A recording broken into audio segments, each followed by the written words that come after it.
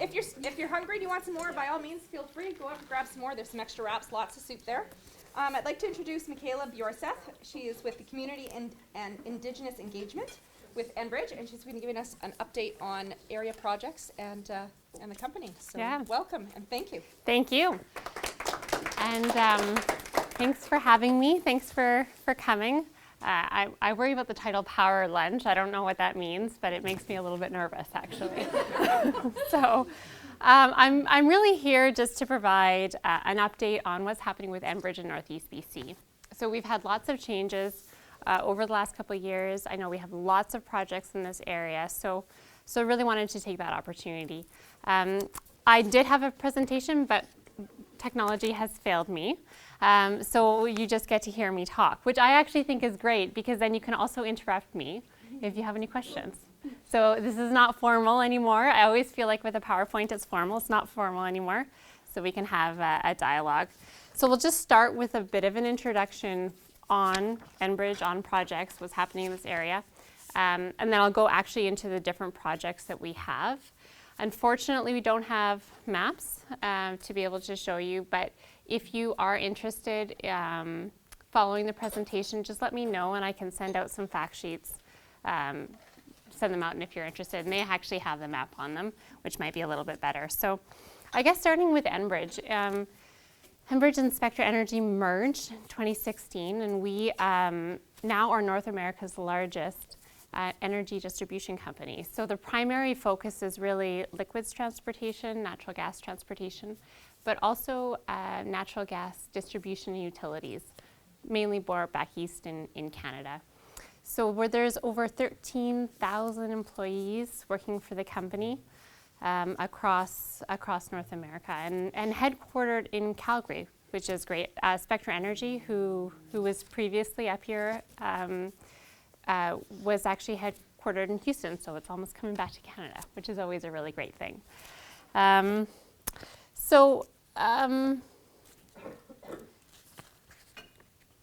Let's talk a little bit about operations in BC.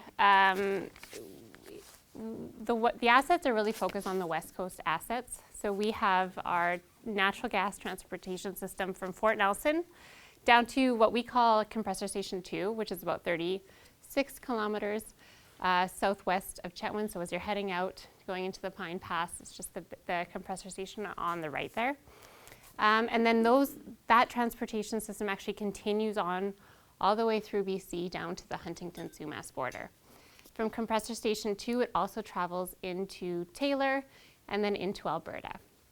So that's really the transportation system currently. Now, 2 years ago, Enbridge reached agreement with Brookfield Asset Management to divest the gathering and processing assets in Northeast BC. So there was a kind of a core alignment with Enbridge focused on transmission. And so North River Midstream will be taking over those assets. So that includes the Taylor plant in McMahon, Dawson Creek plant, Fort Nelson plant, and then all of the gathering pipeline systems that are connected towards that. The phase 1 of that transition has actually already occurred, so you probably have seen North River out and about. The phase 2, we're just waiting for final regulatory approval and then hoping that will close. I'm saying by the end of the year, but that's coming up really quick. But I'm still going to say by the end of the year. And that transition should happen. With that transition, our assets will change a little bit for Enbridge. Our office, which was always in Charlie Lake, will be going to North River, so we're actually based out of Fort St. John now. As you're heading into Taylor, you'll see our office there just on the right-hand side. So that is where I'm based, so I'm pretty close if you have any questions or need updates in the future. What else can I tell you about operations? In BC, I guess maybe some stats. I think we have currently, and these are from the end of 2018, so they might change a little bit. I think we have about 680 staff and dedicated contractors across BC. Some of those will go to North River when that closes, so that will be a bit of a change. In 2018, we had $1.5 billion in spend, in procurement spend. So that's going into the communities as well, based on operational as well as project activities within the region. The company is very committed to Northeast BC and BC in particular. So despite all of these changes, there's a clear commitment to continuing to invest in building out capacity of our infrastructure and also continuing to upgrade and build the reliability of our infrastructure. So with those changes, I guess it's important to note that we're still here, we're still around, we're still contributing to community initiatives. So if there is anything going on, there's our online system, or it's a grant application that you can go to our website and apply online. I guess some other things. In 2018, 75 million in property taxes throughout BC and almost 90 million in other taxes in BC. So significant contributor to the economy across BC.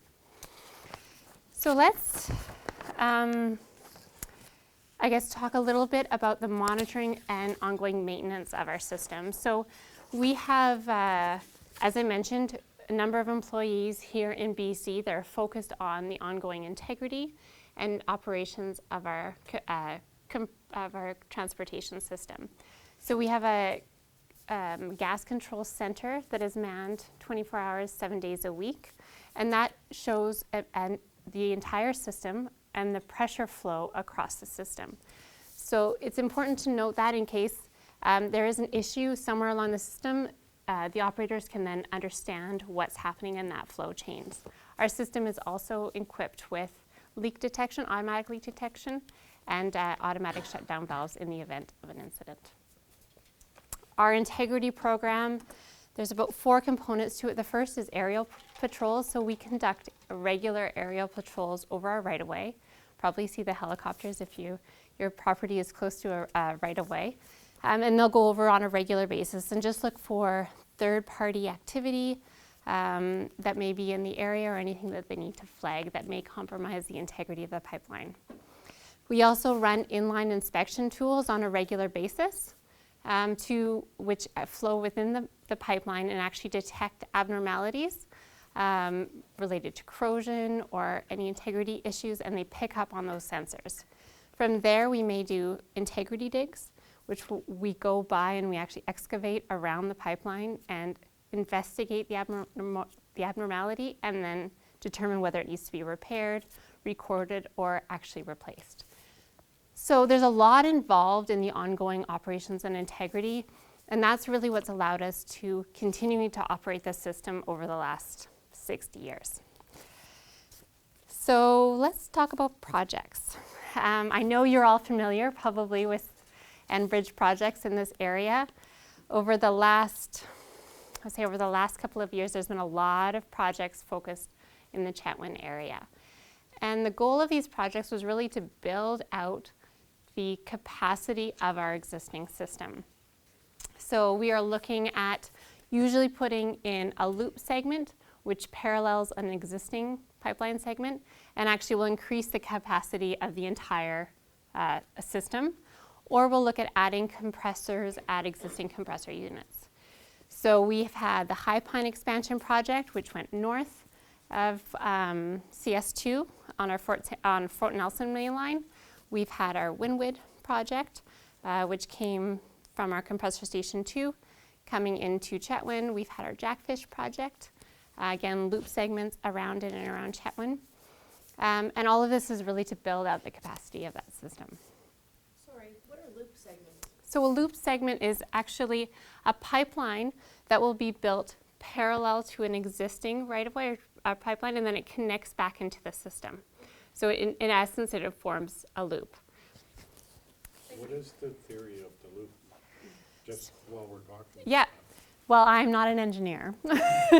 But if you look at natural gas, being a gas, it compresses and expands to fit the capacity of the system. So by adding a loop, it actually will increase the flow throughout the entire segment of that loop. So whereas, for example, if you were using liquids, you wouldn't add a loop to be able to increase the capacity of the system, but it would work appropriately for natural gas.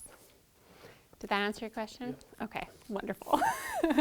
I've been asked quite a few times and had it explained to me very many times, but it's always very technical. So that's my understanding of it. So projects coming forward, they're really focused in a couple of areas. One, continuing that strategy of building out the capacity of our existing system. So that's really the Spruce Ridge project, and we have the Silver Star project, which I can also talk about. Then another focus that we're looking at is building the reliability and maintainability of our existing system. So again, upgrading different segments and different areas of pipe to increase the reliability of this system as a whole. And then we also have a new project that Enbridge Frontier is looking at, which is looking at the potential opportunity of pulling natural gas liquids out of the transmission system. So I will go into detail with each of these. Again, this is where a map would be helpful, but I will do my best. Okay, let's start with Spruce Ridge. So the Spruce Ridge project is really comprised of adding compression at existing segments, but then also loop segments. So there's two primary loop segments. The first is a 25-kilometer, 36-inch loop that actually loops around Chetwynd. So our Fort St. John main line goes through Chetwynd, crosses the highway just south of Chetwynd, goes north, and then kind of parallels up with Highway 29 going into Moberly, and then crosses again, I think, over by Jackfish, and then continues on into Taylor. So when we looked at designing this loop segment, there was an option. We usually try to parallel an existing right-of-way to minimize disturbance. But in this case, it didn't quite make sense. The infrastructure around Chetwynd has built up. We didn't think that that would be the most appropriate. So we've gone and looped around Chetwynd, south of Chetwynd. So it comes by south of the airport, crosses over, and then comes back, crossing the Highway 97, right where the turnoff to Chetwynd is, and then continues on to meet up with the Fort St. John main line, going into Taylor. So that's about a 25-kilometer loop. The second loop segment is 13 kilometers of 24-inch pipe up in Aitken Creek. What was, how long was it again? Sorry? 13 kilometers, yeah. So that will also be part of this project.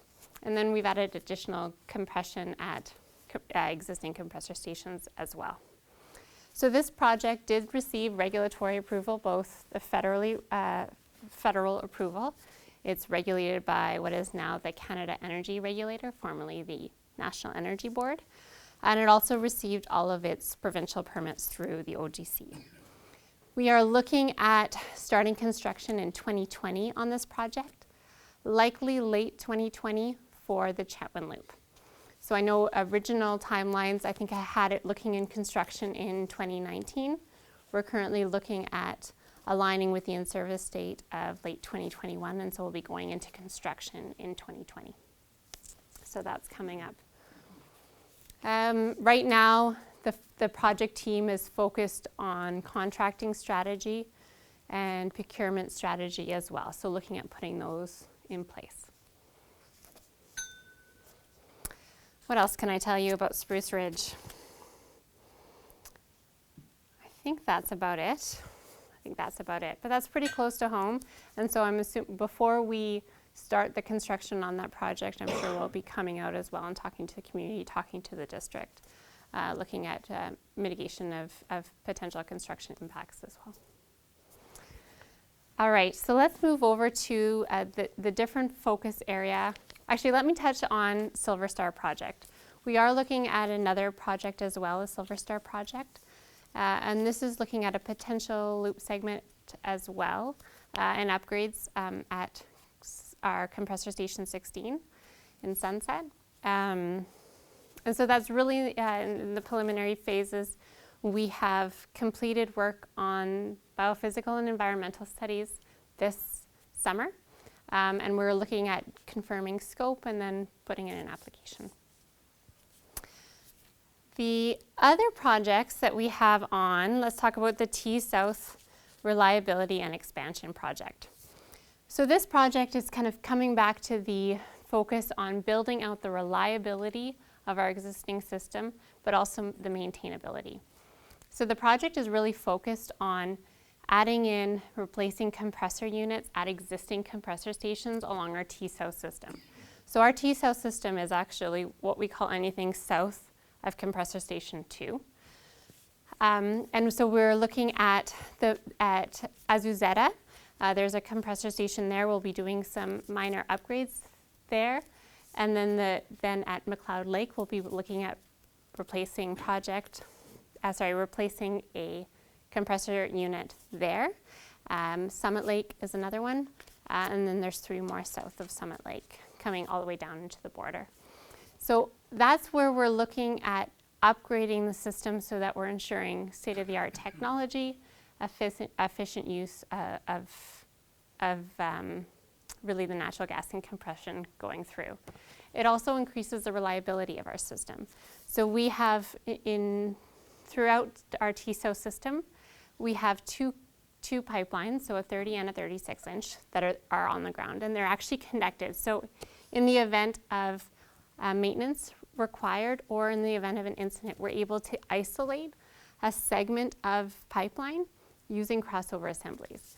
And so again, it's just ensuring that when we're flowing that much gas coming down to the BC Lower Mainland to customers, we want to make sure that it's reliable and that we're flowing it on a regular basis. So that's really the focus of those upgrades. Did you mention what the timeframe was for Silver Star. It's still in discussions. We would be looking at submitting an application, I think, towards the end of the year, probably into 2020 at this point.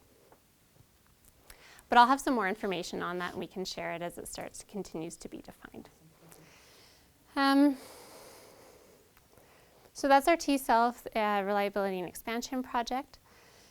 We also have our Station 1, I think we're calling it Station 1 segregation project.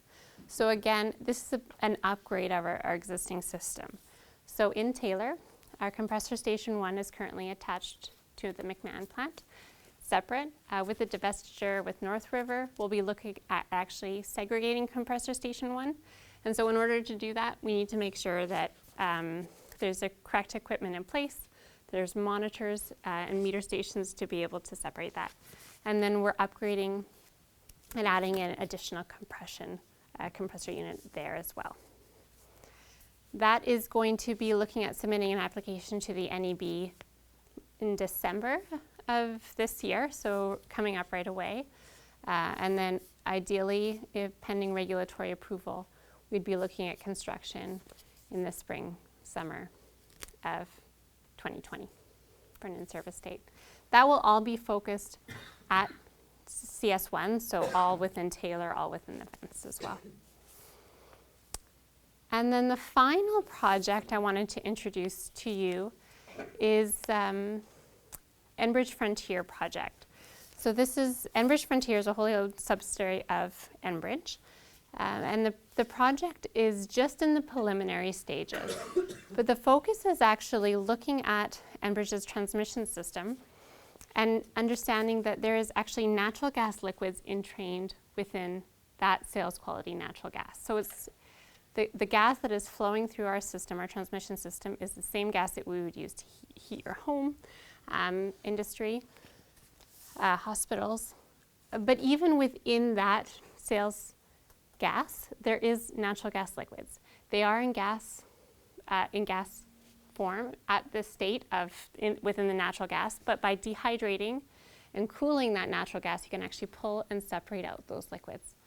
This can then be separated from the natural gas and marketed separately. So again, that's a value add for our customers who actually own the gas that's flowing through the system. So this project is very early in preliminary stages in project planning. One of the things that we've heard from communities when we've done engagement is to get out early, is to start consulting early and start to understand what the project may be. So we really have gone out very early on this project. We started talking about route options, locations, and where those may be. We're still in defining of that location. The straddle plant, which is actually the plant that would straddle the Enbridge transmission line and remove those natural gas liquids, is likely to be south of compressor station 2. And then we would be looking at a natural gas liquids pipeline, a 16-inch, so a smaller line, and we're saying up to 170 kilometers. This is actually a big range. The endpoint really needs to be attached to rail loading facilities, and so where that is along the right-of-way is still to be determined. That's really the scope definition that we're looking at. What's the difference between the liquids and the natural gas? Like, what would you use the liquids for versus? So there would be propane in barbecues. It can also be used in petrochemical industries to make plastics as well. So why 170 kilometers? Well, the potential, it was envisioned potentially to go into Taylor. But as I said, it's really the rail loading facilities, the rail line, and there's lots of opportunities to connect in to a rail system between CS2 and Taylor. And that's really the likelihood of why it's not likely not to go into Taylor, but more having a field frac and a rail loading facility somewhere in around Chetwynd or south of Chetwynd. We have submitted a project description to the Environmental Assessment Office. This is a provincially regulated project. It would flow through the Environmental Assessment Office. We've had an initial determination under Section 10 that it is reviewable under that regulation. And so we were looking at proceeding through that process. It's quite a long process. It's about, could be 2 to 3 years. And then we would also be looking at applying to the OGC for permits to be able to build and operate that facility. And so potential construction could be into 2021-22 with in-service of 2024. And sorry, where is the facility, or where could it be? It could be south of CS2. South, yeah. So this side of CS2. No, kind of, if you were to look at CS2 kind of coming around, then I guess it would be southwest, maybe, potentially. That would be located there. It makes sense to locate it at CS2. It's a change with a kind of a commercial change in ownership, so that's why it's located where it is. And then the NGL line is to be determined on where it goes, but likely coming this way in Chetwynd. So we have done some preliminary studies on routes. This summer, a little bit of biophysical work, ARC work, but again, most of the feasibility work will be occurring in 2020. So I'll continue to keep you updated on that project as well through the district, or anytime you can reach out as well. We will be engaging, obviously, with the community of Chetwynd during the consultation for this project. Traditionally, we've always done open houses, presentations, mail-outs. If there's anything that community would like to see as far as engagement, I'm really open to hearing your suggestions. So we're really close, and we're always happy to consult and engage. So just let me know if you'd like more information, and we can plan something within the community. I guess the last thing that I wanted to touch on is caribou habitat restoration and offsets. So with the projects that we have had in the area, High Pine, Wynwood, we did an aerial crossing at Pine River, and we also did a crossover assembly called 2BL south of our compressor station 2B. These are in matrix caribou habitat, and so as a requirement and a condition of our then National Energy Board approval, we have the requirement to offset both on-site, any temporary workspace, but also off-site. So over the next year or so, we're really going to be looking at locating areas for these offsets. The ratio to offset is really determined on where the location is. So we're going to be looking in caribou habitat, ideally close to where we have created the disturbance, so close to the right-of-way, but open to suggestions. I really am interested in talking to the community of Chetwynd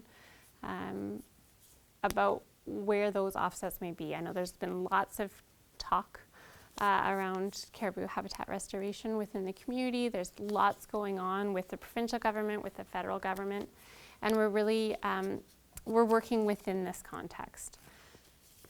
I think there's important to note sensitivities as well if we were looking at access control, because offsets can include planting trees, but it also can include actually putting in access controls to certain areas. So over the coming months, I will likely be engaging more in these locations, working with some of the clubs in the area, the recreation clubs in the area, and just talking about where we're potentially looking at putting those offset locations. If you are interested in being part of that dialogue or interested in making sure that you're updated on what we are doing, please reach out to me and I'll make sure that I've got you on the list to be part of that dialogue. I think that's about it for me. So hopefully that was informative, even though it didn't have maps. And I'm happy to answer any questions, if there's any questions. I just wondered about Spruce Ridge, about how many people you might expect to come to town and if they would be staying in local accommodations or camps? So the final accommodation strategy is actually dependent on the contractor that is put in place to construct the pipeline. We, as the owner, likely will be part of the dialogue around what that looks like. Given that it's still a year off, it'll be a little bit dependent on what's happening with other projects in the Chetwynd area. What we've heard from communities is that it's important that we are having a balanced approach, so utilizing both hotels locally, but also given the amount of people that come in, it'll likely be needed to use camps in the area. There's not currently a plan to construct our own plant or our own camp for the construction of the project. Did that answer the question? Is there any other questions? It might be a dumb one, sorry. So what exactly do you mean by offset area? So if we're looking at, if we're creating an additional pipeline loop parallel to our existing line, we're going to be taking up a crown land that is outside of our existing right-of-way. And so that disturbance that we create, we'll be having our right-of-way over top of it, creates kind of the baseline for the amount of disturbance. From there, there's quite a complicated ratio calculation on the amount of offset that we have to compensate for. So that if we disturb 1 hectare of land, that we might have to plant or restore 4 hectares somewhere else in caribou habitat. Thank you. And so that ratio is very dependent on the type of disturbance, what was there previously, but it's also dependent on where we actually restore and if it's parallel to an existing disturbance or if it's completely closed. So with that office assessment, thank you very much for asking that question, by the way, because I was kind of wondering exactly that question too. Perfect. But with your offsets and determining where they are going to be and how they are treated, are you working with other caribou groups in the area to kind of coordinate these offsets so that they can benefit? You're going to get the most impact and bang for your buck, basically? Yeah, that's the goal. That is the goal. It makes sense to create value for where those offsets are. There is a condition, because it's a condition of the regulatory approval, we do have to move forward, and that's one of the challenges that we're facing just with everything happening with caribou habitat restoration in this area. We may not be able to be as coordinated as we want to. As far as engaging other groups, absolutely. We're talking to them, we're wanting to work with them. Very open to working with other groups as well as for what makes sense. And really the goal would be that we would have the most value that we could. We also have a requirement for monitoring as well, long-term monitoring, up to 20 years. Yeah. Is there any other questions? Actually, I have one. Yeah. The roundtable that the government is talking about doing for the caribou habitat, has Enbridge been invited to the table? No, we haven't. No. Oh, okay. Yeah. Yeah, I know, I believe there are some industry represented Yeah, there, industries, yeah. but to date we haven't been, no. Yeah. I see. Any more questions? Wonderful. Thank you so Thank you. much. Thank for coming you. up and do an update. Yeah. We try to get Enbridge out to come out at least every year and a half, just to kind of keep us all apprised.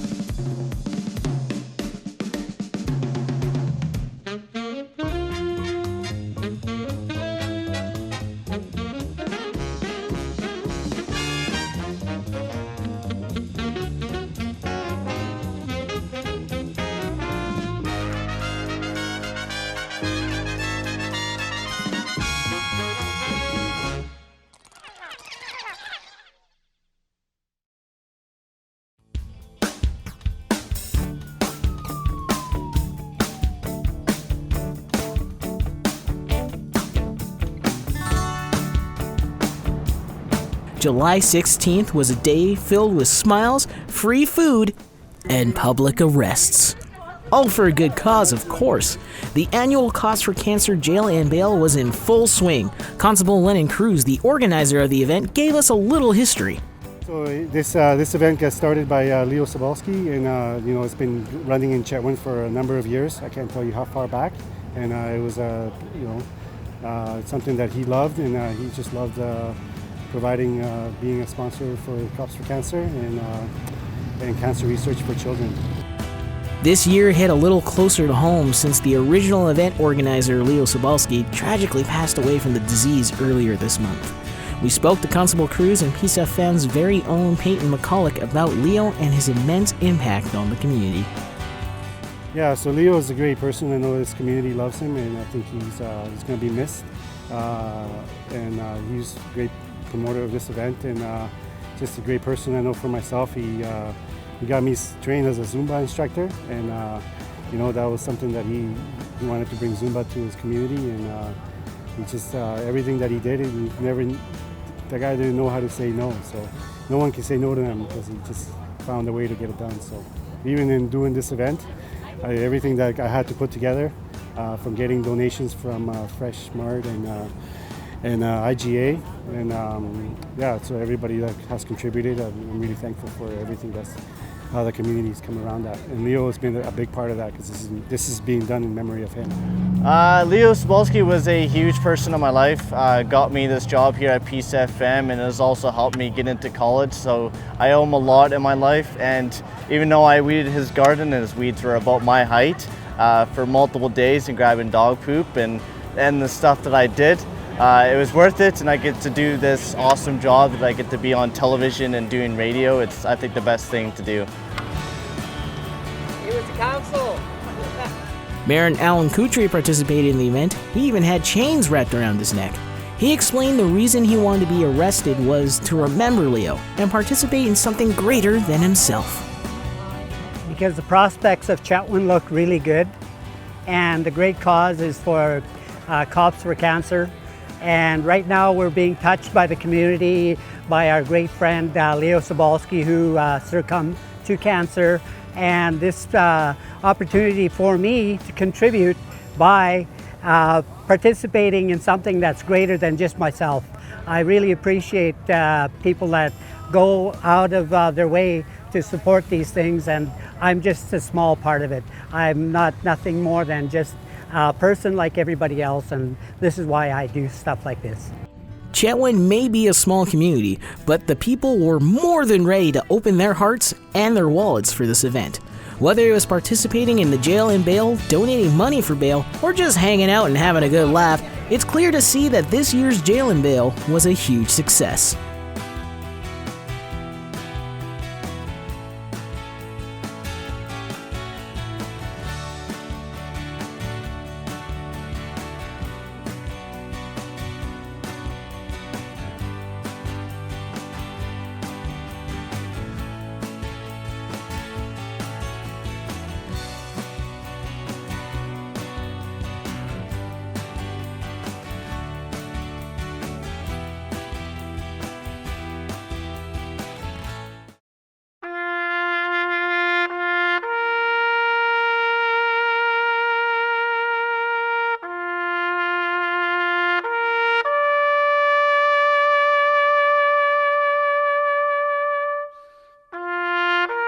I've not sacrificed anything, and for freedom, freedom was given to me. Right? Truth is an absolute.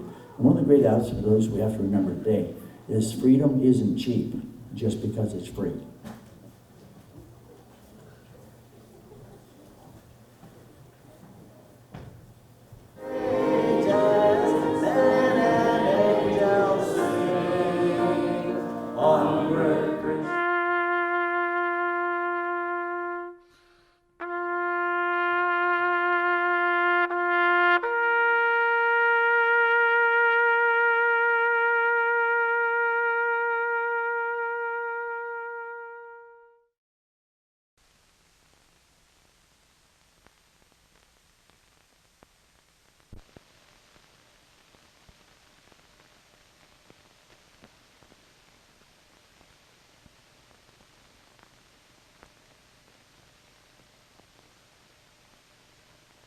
In Canada's Banff National Park, census takers on horseback. They're counting noses in the annual survey of animals in this wildlife sanctuary. And they discover old citizens and new ones, like this bighorn sheep and her lamb. The park warden who's making the census tempts the mother sheep to come closer for a snack, but the lamb isn't too sure about the stranger. They're incredibly nimble and sure-footed, these mountain sheep, using footholds little more than an inch wide. They can scamper up steep rock faces 50 feet high.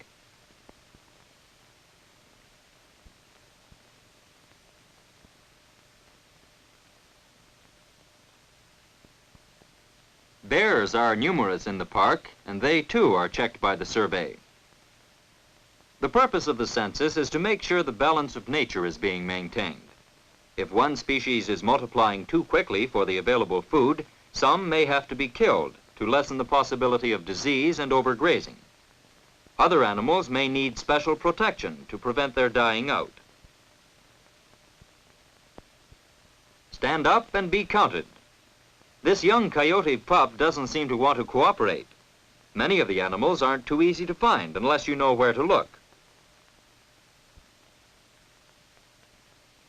Here are deer twins, sleeping peacefully and oblivious of the inquisitive man from the government. But their mother is close by, and she keeps a watchful eye open. Pausing now and then, the warden jots down his findings. Most of the animals in the park, like these buffalo, generally stick to the same areas, and so it's possible to make accurate estimates of their population.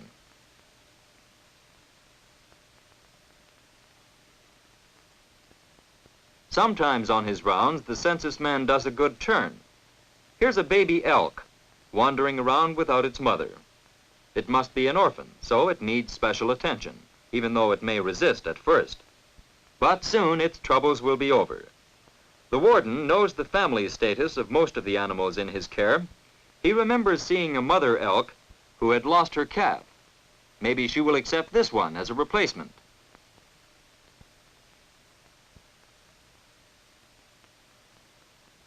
There, in a clearing, is the mother elk. The shy, orphaned calf is introduced to her, and they hit it off perfectly. And so they simply adopt each other.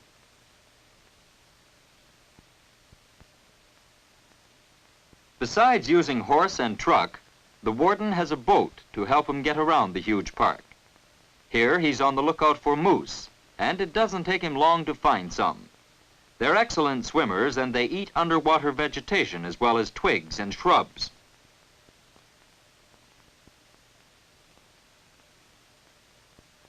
Observations ashore and afloat show the warden that many of the cow moose have calved since he was last around. And he notes it all down as part of the annual census at Banff National Park. Energetic and continuous conservation measures make sure that there will always be plenty of animals in this picturesque wildlife sanctuary.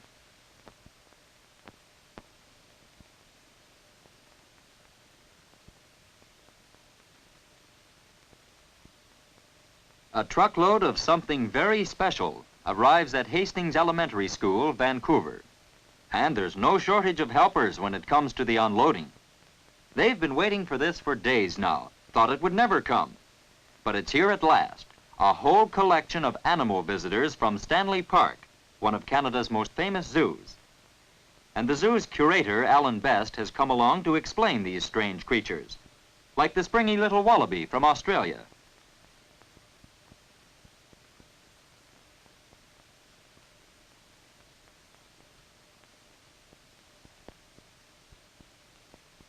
What a wonderful way to have a natural history lesson.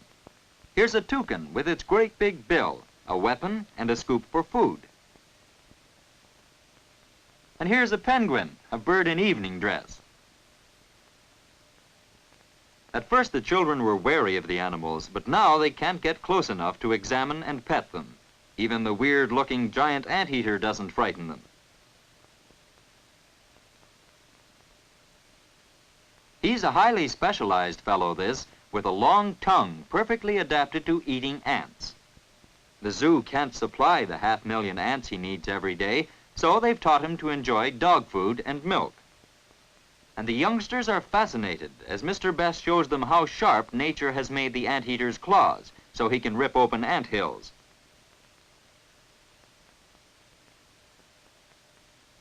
You'd think snakes would horrify the children, but Mr. Best explains that these two baby rock pythons, 5 and 8 feet long, aren't a bit poisonous. And it isn't long before a brave girl volunteers to wear one as a necklace. Nothing to it, really. Now everybody wants a wriggly handful of python to play with.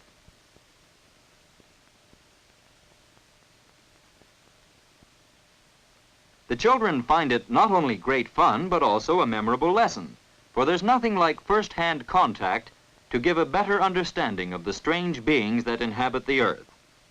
So it's with reluctance that they go back to their ordinary classes. But maybe there'll be another Animal Day before too long.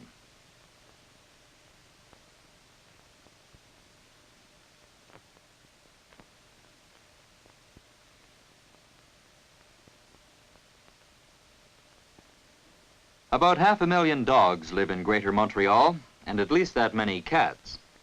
Every few minutes, somewhere in the city, someone's pet tries to cross a busy street, and sometimes the attempt to brave the traffic ends in disaster. There's no need to stand around and watch helplessly when a quick telephone call to the SPCA will bring one of their mobile patrol vans to the rescue. This time he's not hurt too badly, but he needs emergency attention, and the animal ambulance won't lose any time taking him to headquarters where he can get it.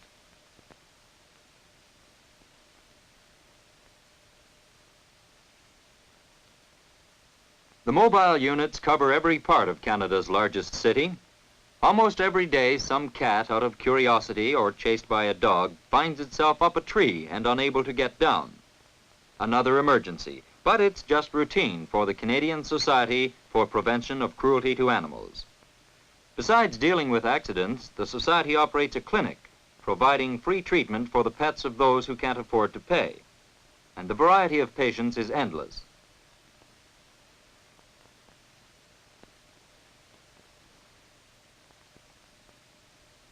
There's nothing sadder than a sick dog. Last week he was frisky and full of life. Now he's listless and drowsy, off his feed. Animals suffer from almost as many diseases as humans, but fortunately many can be cured, and some can be prevented. The dog's most deadly enemy is distemper. Once caught, it's hard to cure, but it can be prevented by vaccination. The SPCA urges that all city dogs be vaccinated early. This one wasn't, and examination quickly confirms the vet's suspicions. There's nothing the vet can do but tell the family they are about to lose a faithful friend. There are happier scenes at the SPCA, especially when a boy comes in to adopt a new dog. Thousands of stray or unwanted dogs, cats, and other pets end up at the Society's shelter every year. Those that aren't claimed by their owners may be bought for just $5. For boy and dog alike, a very satisfactory arrangement. The only problem is making a choice. Yes, now I'm sure. That's the one I want. Not the big one, the little fellow. He's just got to be mine.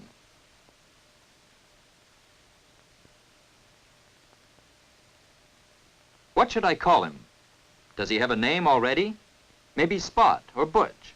That's it, Butch. But just a minute. Suppose they aren't bringing me the right one. I want Butch, the little brown one. Yes, that's the one.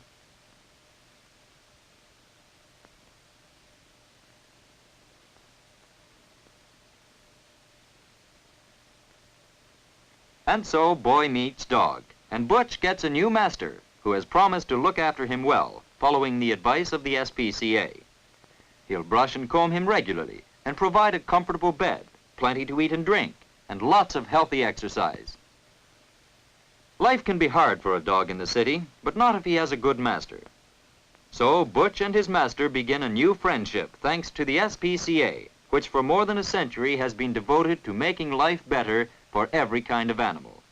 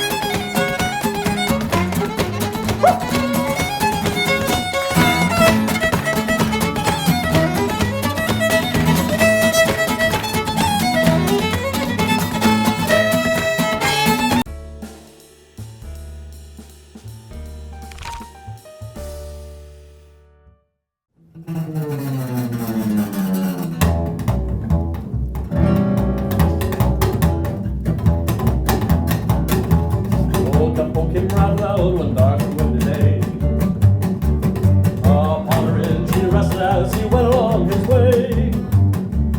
When all at once a mighty herd of rabbit cows he saw plowing through the ragged skies and up the cloudy broad. Ranch was still on fire and their hooves were made of steel. Their homes were black and shiny and their hot breath you could feel. A bolt of fear went through them as they tugged through the sky, for he saw their